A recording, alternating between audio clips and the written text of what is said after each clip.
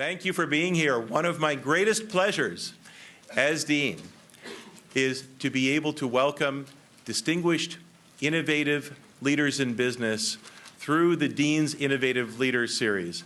And today is a great day for the DILS Speaker Series. As you know, we have Paul Sagan with us today. Paul is the CEO, Chairman, and President of Akamai. And it's a delight to welcome a friend of the school, a friend of MIT, and a neighbor to campus to give us some of his thoughts about the changing nature of his business and the world in which it operates. I'd like to take just a moment before introducing Paul only a little more formally and tediously to note that in the next presentation in this series, Ted Kelly is going to be with us. Ted is the Chairman, President, and CEO of Liberty Mutual. And Ted, when he comes and joins us on March 31st, is going to talk a little bit about the framework for Liberty Mutual's extremely resilient, some might say conservative, but resilient business model that has kept them in very good stead during some pretty challenging times. So if you would hold on to March 31st as a date for Ted Kelly, that would be great. Now, about today's presentation. Certainly, Paul Sagan knows more than a couple things about leading an organization during times of change and adversity. In 2001, just 2 years into his presidency at Akamai, the tech bubble burst. Akamai's stock plunged. I mean, when I say plunged, it went, I'm sorry, were facts, all the facts. Let me just say, it slipped from $345 to 56 cents a share. So, some people might have rather strong anxiety during such a period or even start to circulate their resume. This company, very seriously, also during that same time period, lost its co-founder and CEO, MIT alumnus, Dan Lewin, as many of you know. Dan was aboard one of the two planes that struck the World Trade Center. So this is an organization during 2001 that truly went through a crisis of performance, and I think it's not unfair to say a crisis of confidence. Paul Sagan and the company overcame those challenges in just an extraordinary fashion, and I look forward to Paul telling you the means and the method. But it is clear that between 2001 and now, the Internet has continued to develop as an extraordinary means of communications for individuals through emailing friends and family, people seeking new websites, and so on. Companies have turned to Akamai for its assistance in handling increased loads on its website, including new to the world issues in cloud computing and the like. Paul was named CEO of Akamai in 2005 and has continued to fuel Akamai's growth. Akamai's beginnings, as again, I hope many of you know, started in what is now the MIT 100K entrepreneurship competition, what at the time was the MIT 50K entrepreneurship competition. It has developed and grown spectacularly from those early years. MIT professor Tom Layton speculated that the solution to some issues in web congestion could be found in mathematics and algorithms that indeed are the basis for a significant fraction of Akamai's activity.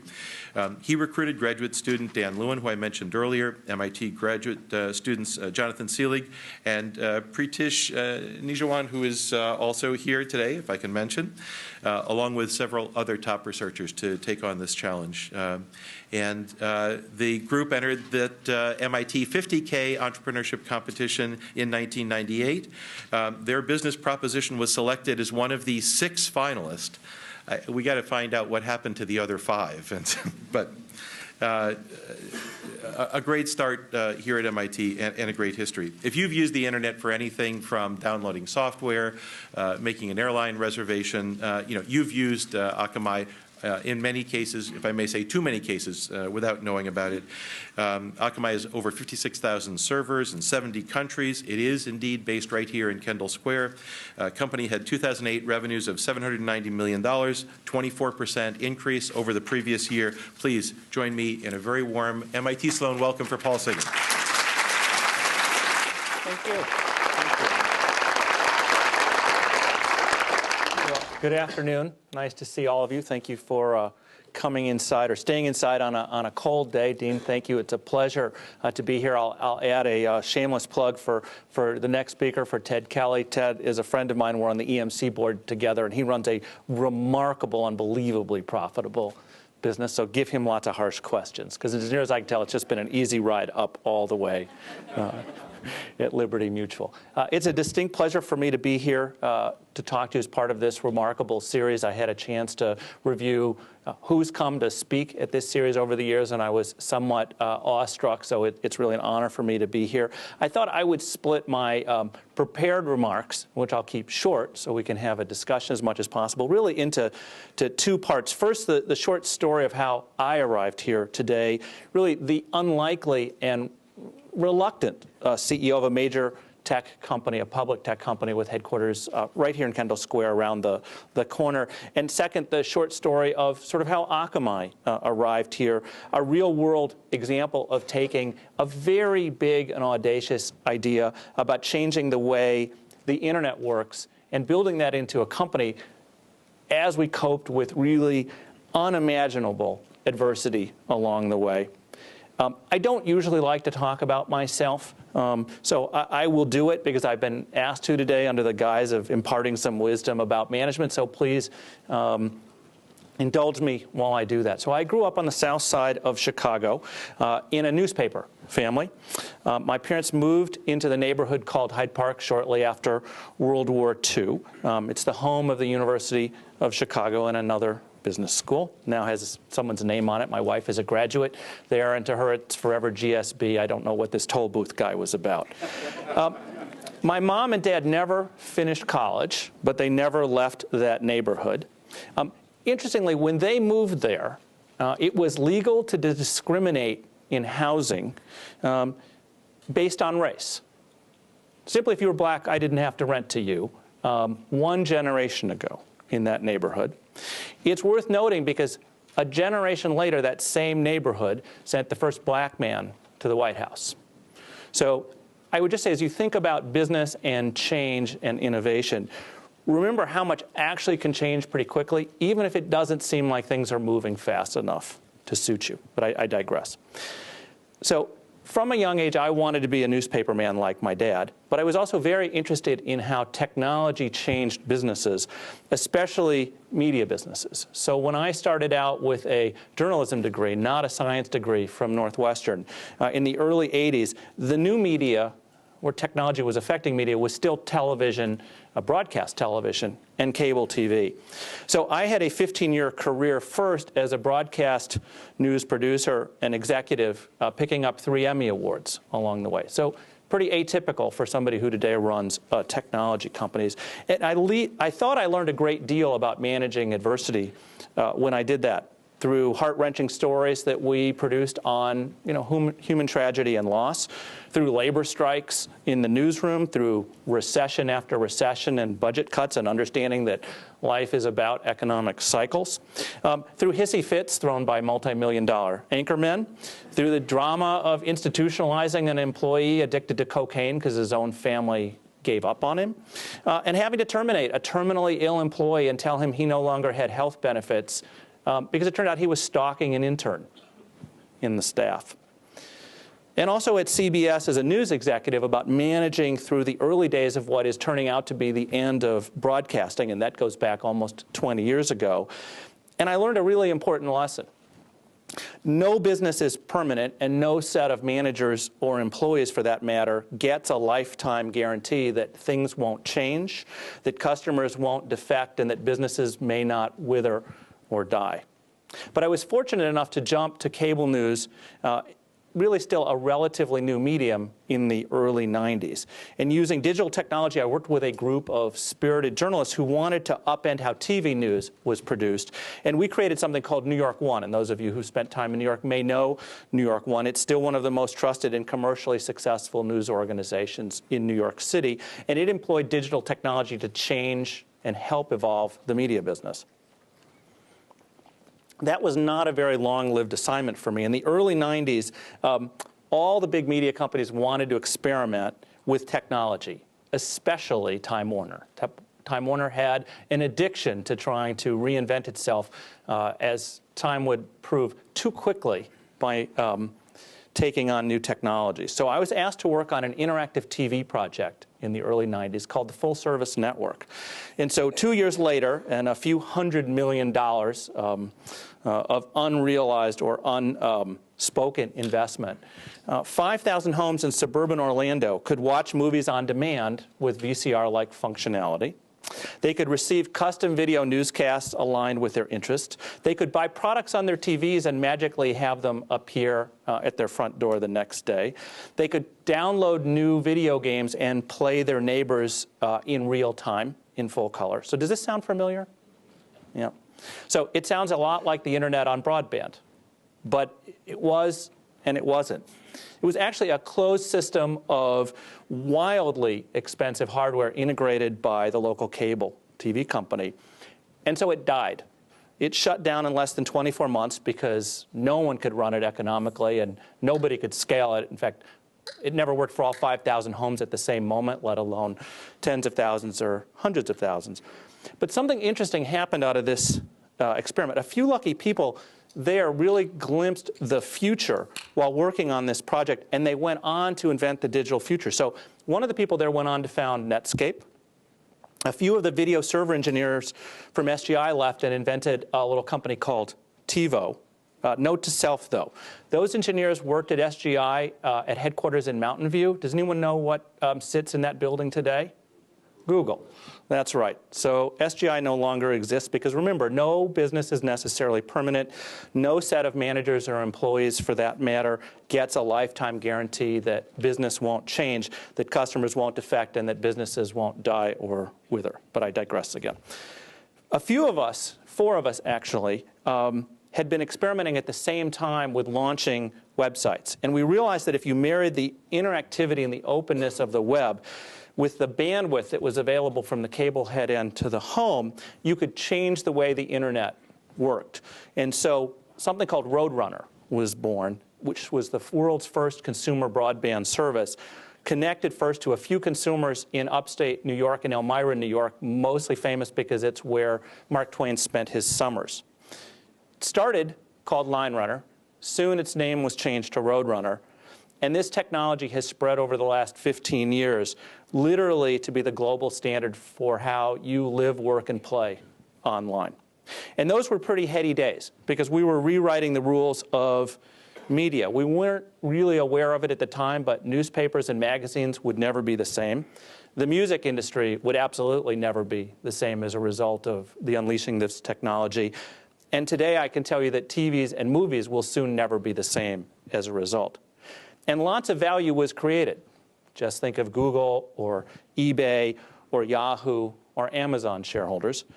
And at the same time, and I think probably a good reminder in a school of management, a lot of value was destroyed at the same time. Just ask shareholders of the music labels, perhaps. In 1997, I left Time Warner. And for the record, since this is being recorded for posterity, it was before the disastrous AOL merger.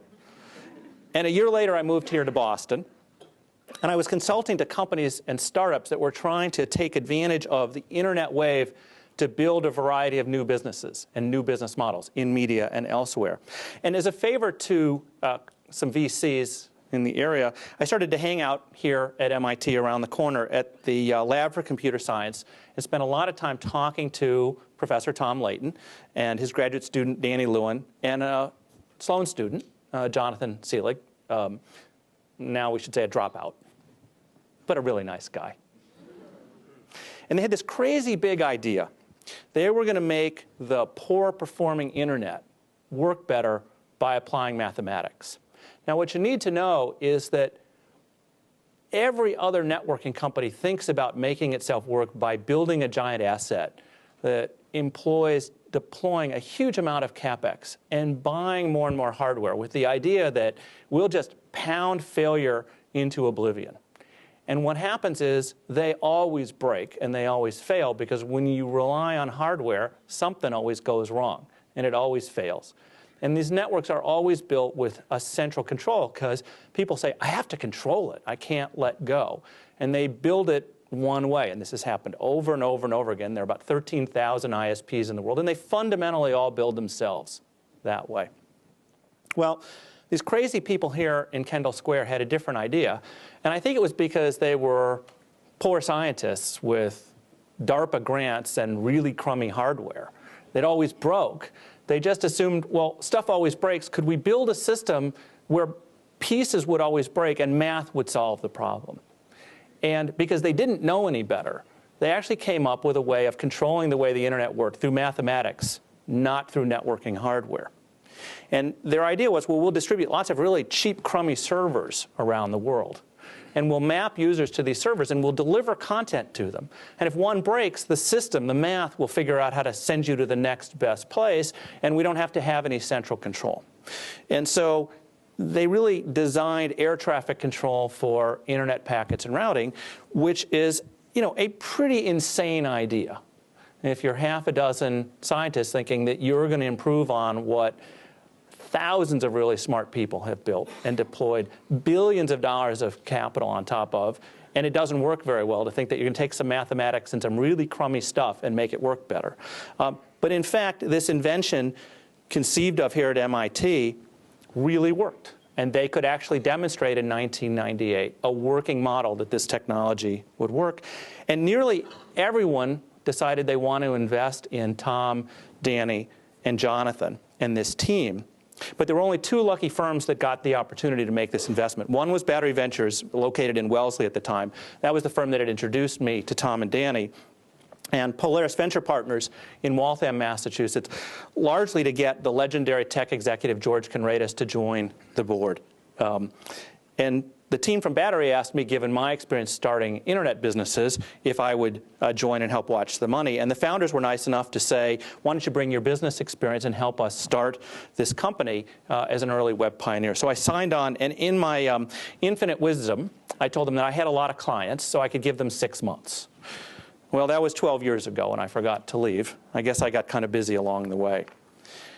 Some of the best things, I think, happen through those accidents if you're open to letting them take you along. So this was late 1998, and our business literally exploded. We were operating in what became known as the dot-com bubble, and we were growing like mad. Of course, we called it the dot-com bubble only after it burst, not at the time.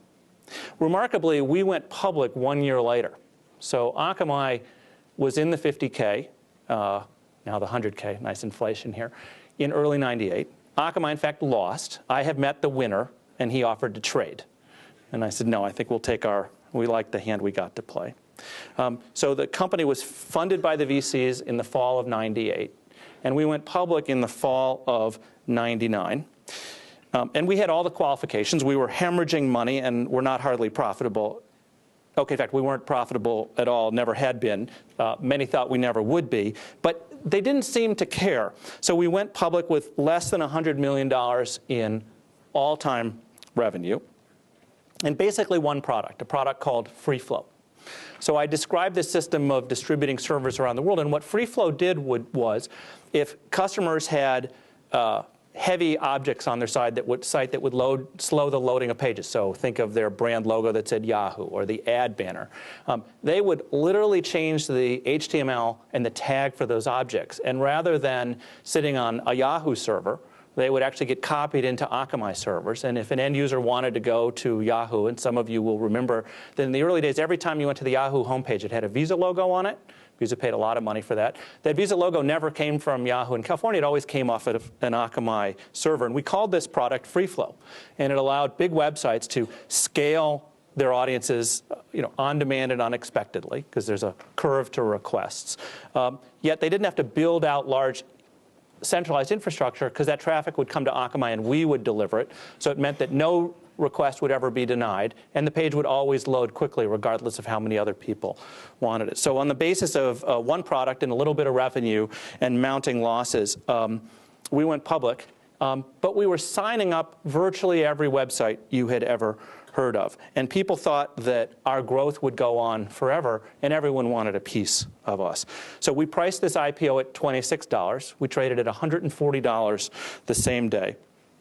And 2 months later, on very little float, a share of Akamai stock cost, in fact, as you said, $345 on New Year's Eve of 1999. So I was convinced that some day trading grandmother in Kansas kept trying to buy one share at a time and couldn't get her finger off the reload button, and it kept driving the price up.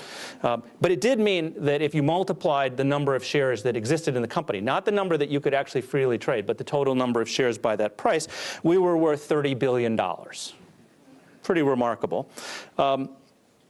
Fortunately, while we were busy satisfying all these dot-com new internet companies, we always had a second plan, which was to sell to corporate websites, to big businesses, what we would soon later call permanent economy companies. And we had a second product called Edge Suite. So we had this first product called FreeFlow, which just would offload static-heavy objects and help these dot-coms scale. We had a second product called Edge Suite. And the idea there was you would go to a corporation that really didn't have a lot of web people, didn't really quite understand this internet thing, but wanted to have a website, and say, we'll take the whole thing.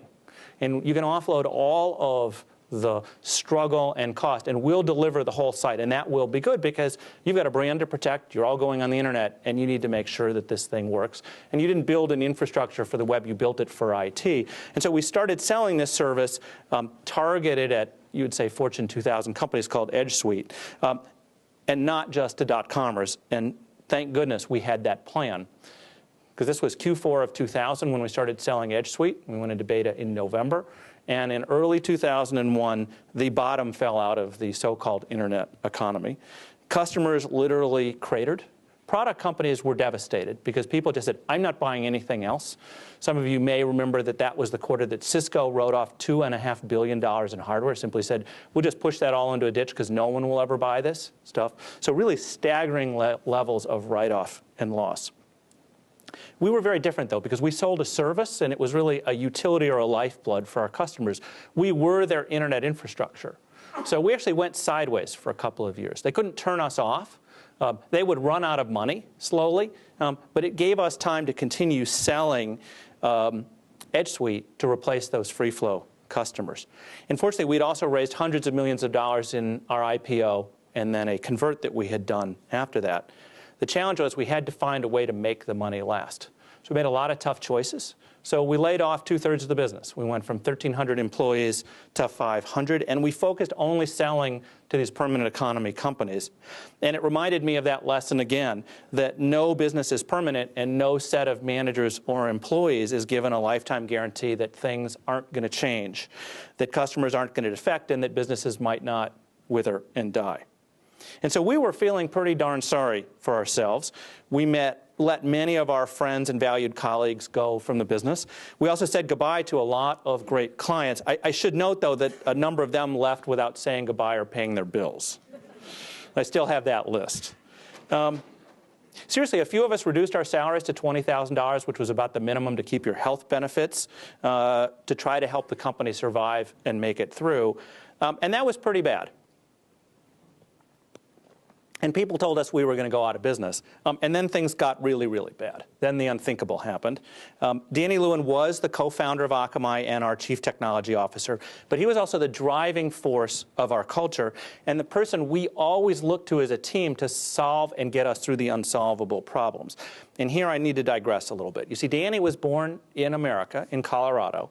And he was moved by his family, 2 doctors, to Israel when he was in middle school, he and his 2 brothers.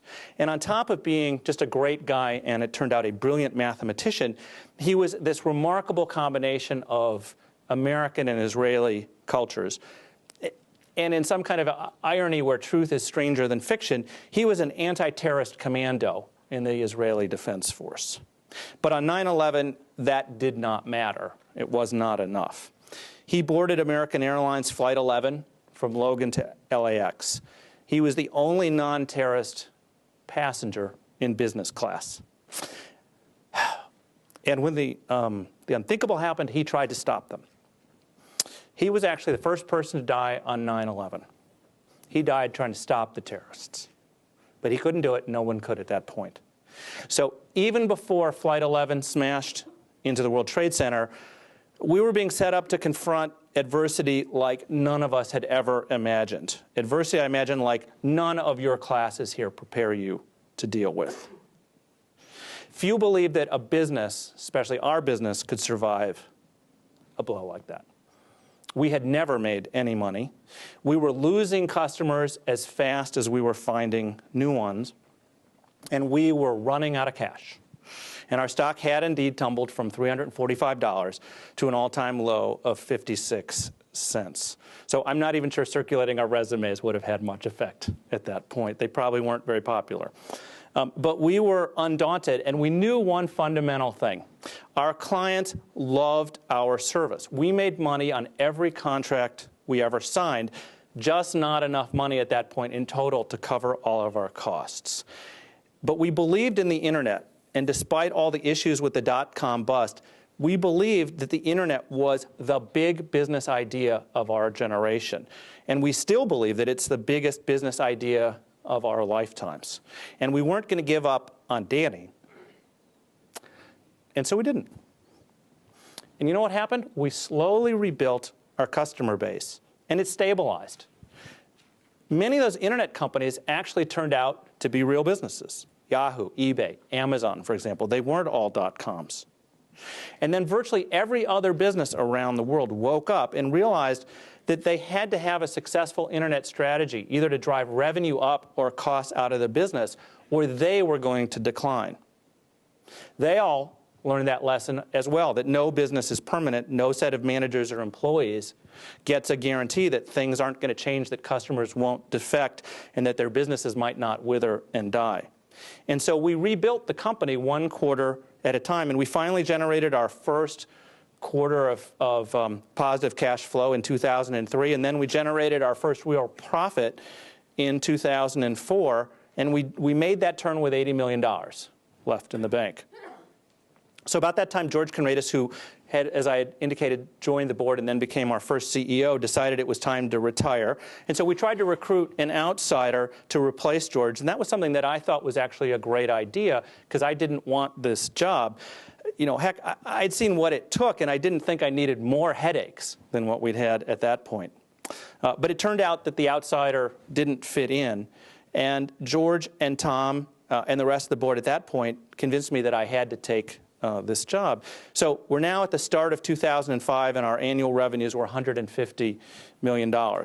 If you now fast forward 5 years, we closed the books on 2009 and reported revenues approaching $900 million. We generated nearly $425 million in cash from operations. Our gross margins increased, and our EBITDA margins approached 50%. And we ended last year with $1.1 billion of cash and equivalents in the bank. So a far cry from where we had been a decade before.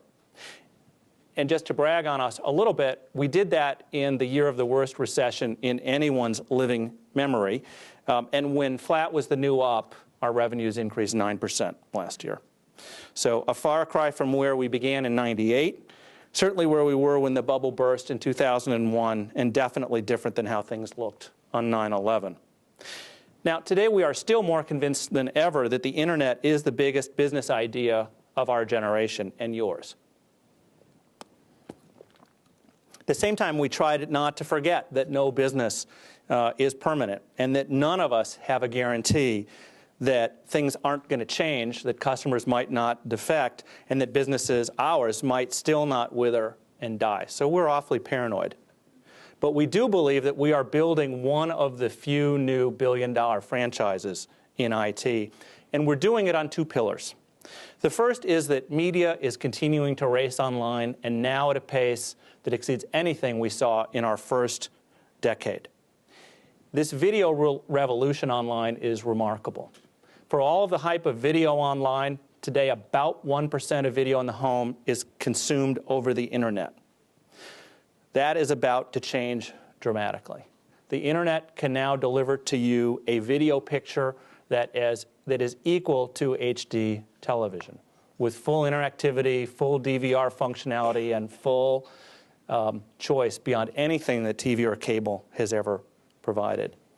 And you just need to imagine what's going to happen as consumer hours shift from 1% on the internet and double and double and double again, and ad dollars chase those consumers. That is going to remake the media landscape.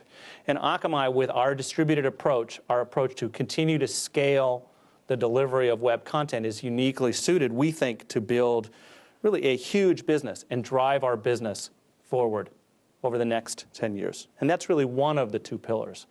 The other is this idea of cloud computing, which is about to transform the way IT functionality is acquired and consumed by corporations.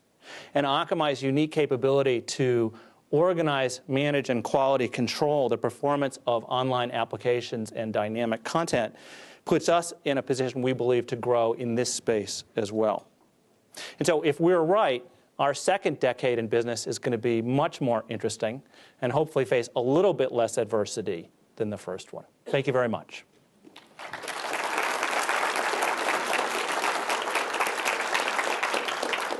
So I would be happy to take your questions on any topics for the next 21 minutes.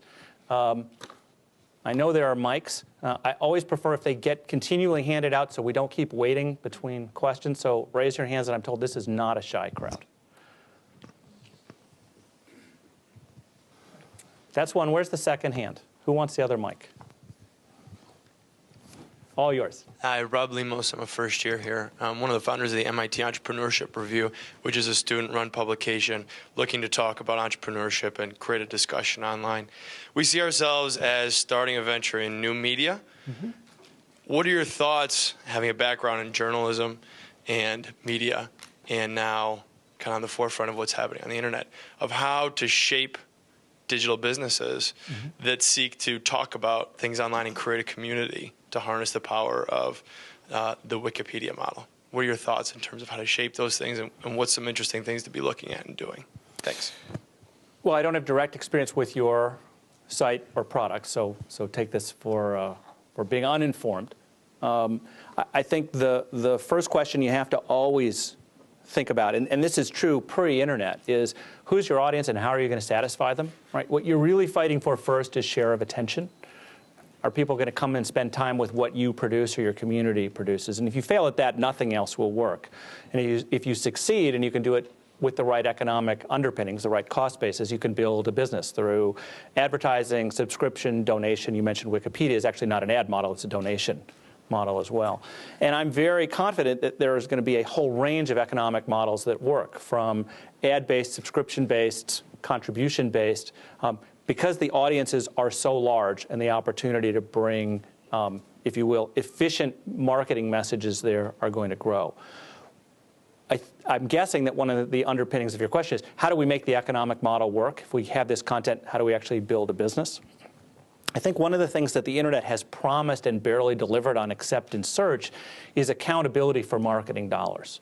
Right? Having launched one of the two first websites in the world with advertising on it, I have a long track record of the promise and the lack of fulfillment so far. So on the internet, we said, it's all going to be accountable. We'll track everything, we'll know everything, and we'll deliver to you efficient buys. By and large, people haven't done that very well yet, except for search, which is fairly accountable because they know something about the topic you're on and only pay if you click through. What has to happen much more broadly with online advertising is to deliver in-market customers for products appropriately. And that hasn't been done very well to date. The opposite, if you think about the problem we have to solve from the sort of the analog world, if you think of that great advertising line, which is, how's your advertising doing? It's great. Half of it's working. I just don't know which half. It's actually probably more like 90%. I don't know which 90% doesn't work. The internet has to solve the mattress paradox. This is the mattress paradox. The mattress paradox is, if you get a Sunday newspaper in almost any city in America, you will get a bed ad every single Sunday. And are any of you buying a bed? Nobody. But somebody paid to deliver you all that message. And the reason they do that is somebody wants to buy a bed every week, and the only way to get them is to shotgun everybody. The internet has to get better at saying, I know who needs to buy a bed, and I will deliver your mattress ad only there, but I expect to get paid a premium for it. And by and large, the internet has failed to do that. As we improve that capability through targeting, personalization, et cetera, the economic underpinnings will grow. And they will have to, because that attention that I started with that you're fighting for and you will capture, the marketers have to go there because that's where their customers will be. They just have to get to them efficiently. Who has the mic?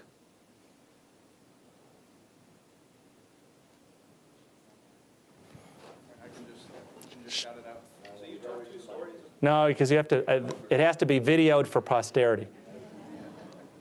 There we are. So just, you told two stories about deploying a technology-based business. So the first was this video-on-demand example in Orlando, and then the second, obviously, the building of Akamai. So I mean, in those two cases, I mean, what was the major difference in your approach? I mean, what steps did you take in building Akamai to test that early technology, that transition of math, into a product? So what was the difference? Like, why was one much more successful than the other?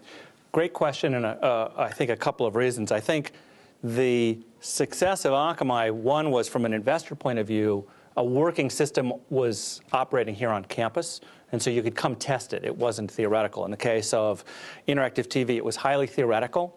Somebody said, I can do it, and somebody said, here's a blank check, go build it. It turned out to cost a lot more money and take a lot more time. I think underlying that is a fundamental difference of open versus proprietary. So the early interactive TV experiments were highly proprietary hardware, highly customized software, no open source, and no sharing.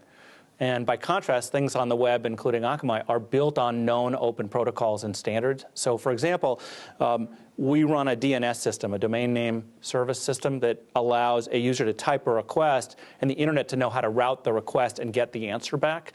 We didn't invent that technology. It existed, it had been perfected, and it's how the internet works. We simply said, if we run a mirror system on top and apply mathematics, we can do routing magic. So we didn't reinvent the wheel. We took it and, if you will, put it on our vehicle and made it run faster. So I think there's a great lesson about operating in a place where there are known and open standards and then building on top, as opposed to saying, I'm going to just invent everything myself, because it is surely much less efficient to operate that way.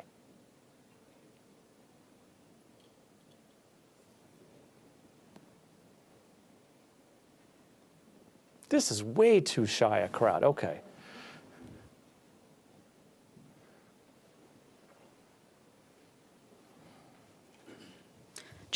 Just building on what you just said, wow. Do you think that now that there are known and open standards for the internet and interactivity in general, that there might be a comeback for interactive TV or things like it, now that there's a little bit of an infrastructure and familiarity with this technology out there, and maybe there are ways to do it better that weren't explored before? I actually think the internet has made those things possible. So all of the things that I described that we did in Orlando over 15 years ago in a proprietary system that didn't scale, people now do on broadband all the time. So this idea of seeing something on the screen and having it delivered tomorrow, that's online e-commerce. It's a multi-billion-dollar business. This idea of getting movies on demand with VCR functionality, that's Hulu or that's Netflix. So all of those things, or multiplayer gaming, downloading a new game or playing a Twitch game online, that's Xbox Live today.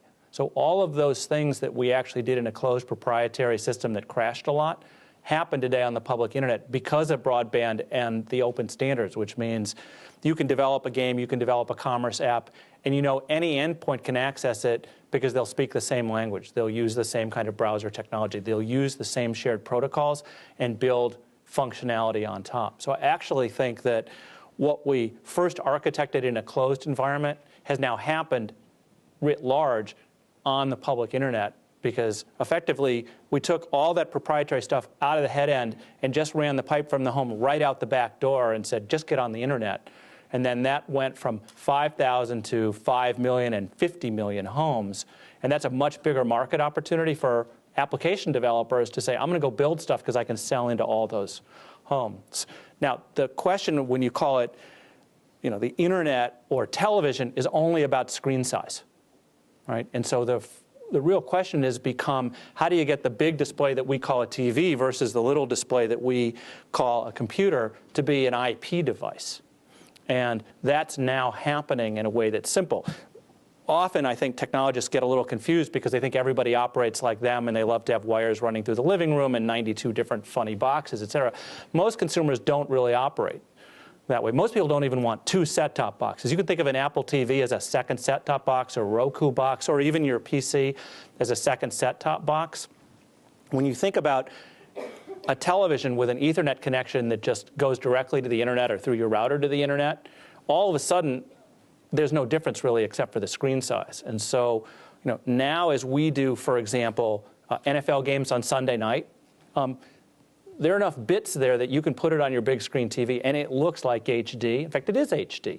And if you are one of the homes that now has, one of the 50 million homes that has an internet-connected gaming console, you now have an IP-connected TV without more wires in your home.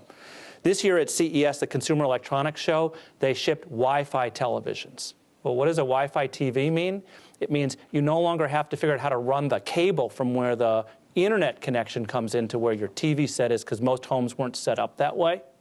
With a Wi-Fi enabled TV, you can simply join your wireless network and you now have a big screen internet connection. So I would argue that we're now at the beginning of everything that got built in a proprietary way in Orlando is now available on the open internet in millions and soon tens of millions of homes.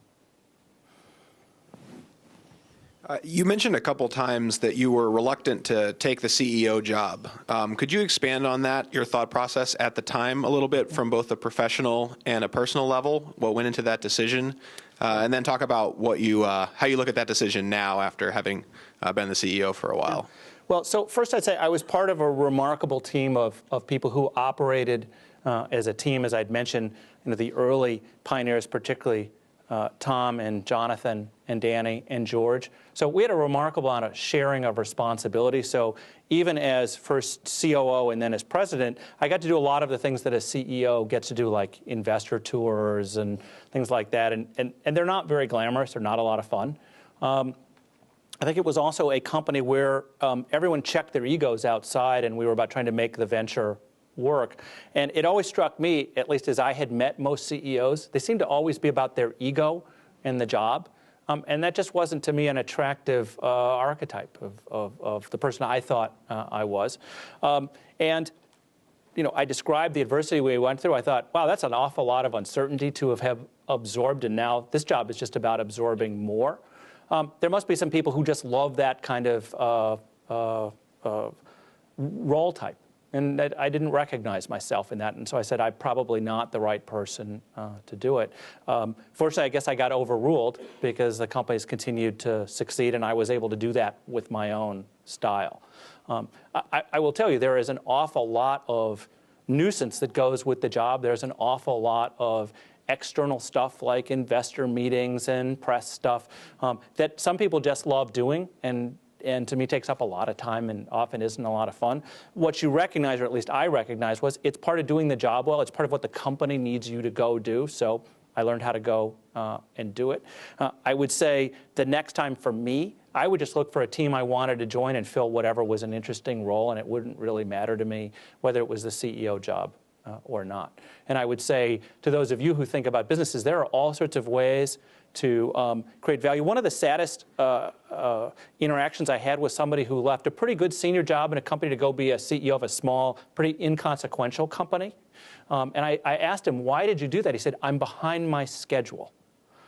I said, well, what does that mean? He said, well, he actually went to the business school on the other side of the river. He said, some of my classmates are now CEOs. I'm behind my schedule. I have to be a CEO.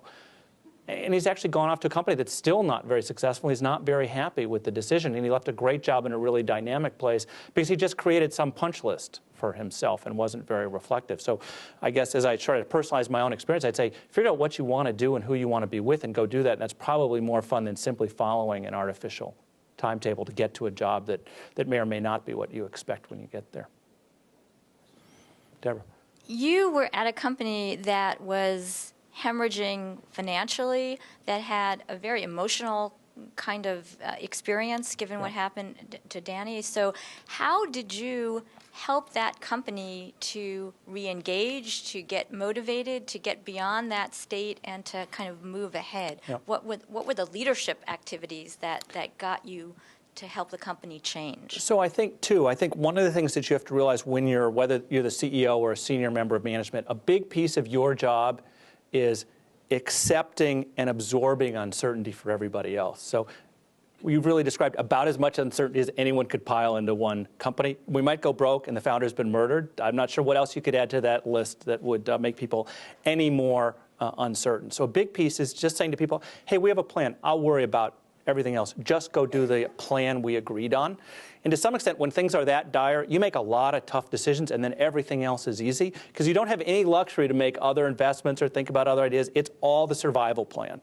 So you say to everybody, that's the one plan. We're not talking about another plan. We don't have another bet. We got one bet left. We got to make that work. So a lot of it is agreeing on the plan, and that was very hard. That was very, very hard for us. The facing the reality that we just might go out of business was a very tough part of our existence. But once we did and we agreed on the plan, we could just execute it. So a big piece of leadership is saying to everybody, I will think about the other things we might do when that day comes. Right now, one plan. And I think that's a big, big piece of it. The other, and I think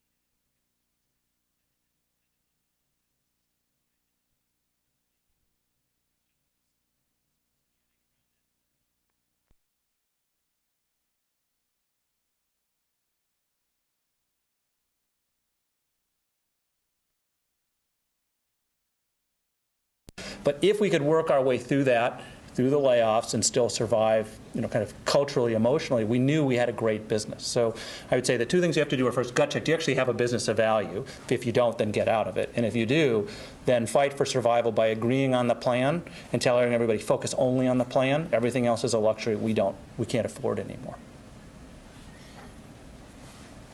Oh, you have the mic.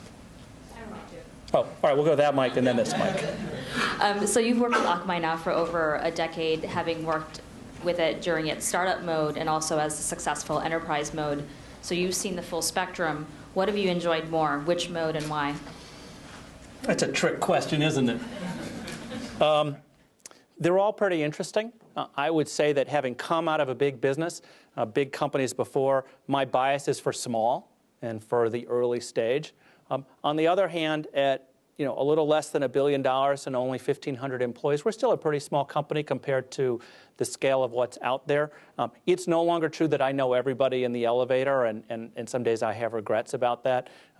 But I think if you manage by walking around a fair amount, you can still know a lot of people and get a lot of good feedback. So this is still a pretty interesting, fun stage. And I would say, since my commitment was 6 months and I'm running on 12 years with no plan to leave, every twist and turn has been pretty interesting. There are certainly some I would do without again. But life just deals you cards, and you can't give them back. You have to play the ones you get. And I think, I have to say, the personal heartache and tragedy aside, I would trade that out for anything. But having built a business against that adversity, that's pretty rewarding. There are lots of people who are told, you are so lucky, that's just a dream job in the greatest company, and then we've never heard of them a couple of years later. It's a lot more satisfying to have everybody say, first, that's a crazy idea, it'll never work. And then once we prove that it worked, have everybody say, yeah, but you guys are out of business. Don't you know you're broke? Literally, the bondholders. I had really smart people say, why do you go to work? The debt holders own your company. You're working for people who will never reward you. Well, that's pretty darn motivating, right? I know that continued to motivate George and Jonathan and Tom and Danny as long as he lived to say, well, I won't say it because we're being recorded, but to utter a few epithets under your breath about those people and then want to go prove how stupid they were. That's a lot more satisfying than the other way around. One final question. Okay. Well, speaking of motivation, there are a lot of successful entrepreneurs who say that you shouldn't start companies if you're motivated by money, and that you should rather be starting companies being motivated to change the world. Do you think there is room for middle ground? Yeah, I think it's great to change the world and get paid for it at the same time. I thoroughly endorse that view. You know, I think let's leave sort of the true philanthropic idea out, which is about changing the world and figuring a way to get it funded, but largely not profiting by it. I think that if you're starting a business, you have to want to succeed and make money at it. That's one of the reasons you're doing it. But I think you're driven much more if you have a mission. Right, and it doesn't always have to be a do-good mission. I'm not sure that improving the internet is a do-good mission. I think it's been very good for a lot of people, but it's a big idea, and it really motivates the management team, and it motivates the employee base. And so I don't think those things are either or. I think when you can combine them, that's great. I'm very skeptical of a plan that's not very interesting, but is designed to make money, because it's probably not about building a real business or something that's new. I think the better odds are something that's mission-driven and designed to make money. That's really important, because unless it's a charity and people are willing to continually donate, if you don't find a way to be profitable, your mission's going to get taken away from you pretty fast. Anyway, thank you very much. I really enjoyed this.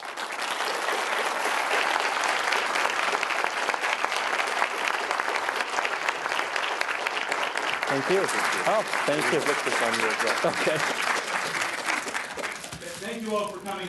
You know we are community driven by innovation with principle, and you had a great opportunity to hear exactly that kind of value expressed today. Thanks again for coming. If you thank Paul one more time, that'd be great.